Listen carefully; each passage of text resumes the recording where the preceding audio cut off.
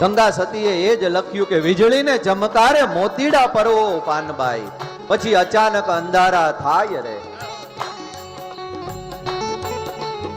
દુર્લભો માનુષો દેહો દેહી નામ ક્ષણભંગુર. કલયુગ તો બહુ મોટો છે, રાહ નથી જોવાની ભાગવત સાંભળીને સેવા સ્મરણ સત્સંગ કરવા માટે.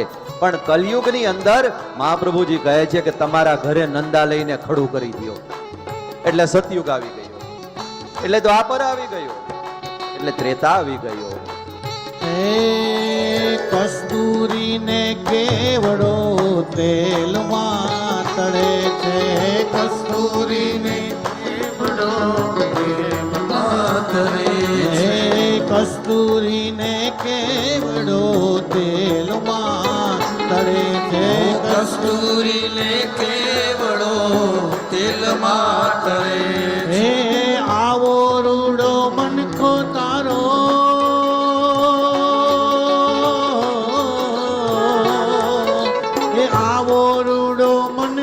તારો ધૂળમાં ભળે છે.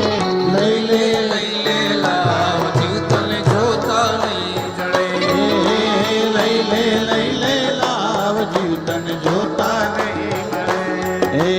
જોતા નહીં જડે યા મન કો પાછો નહીં મળે. જોતા નહીં જડે યા મન કો પાછો નહીં મળે.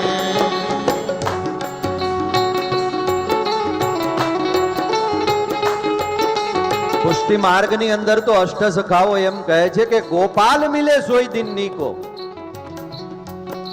કે ભગવાન મળે ને સોઈ દિન નીકો, એના જેવો વૈષ્ણવ માટે બીજો કોઈ દિવસ નથી.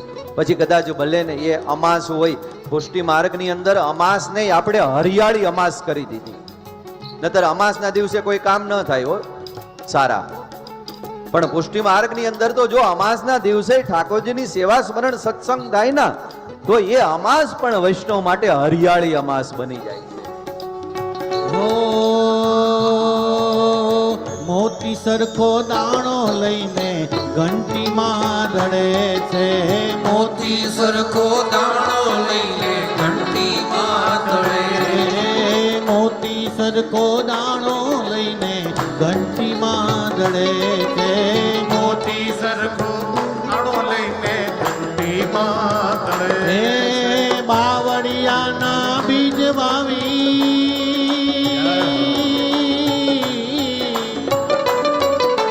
બાવળિયાના બીજ વાવી આંબો ક્યાંથી મળે. લઈ લે લાવ જીવ તને જોતા નહીં જડે. લઈ લે લાવ જીવ તને જોતા નહીં જડે. લઈ લે લાવ જીવ તને જોતા નહીં જડે.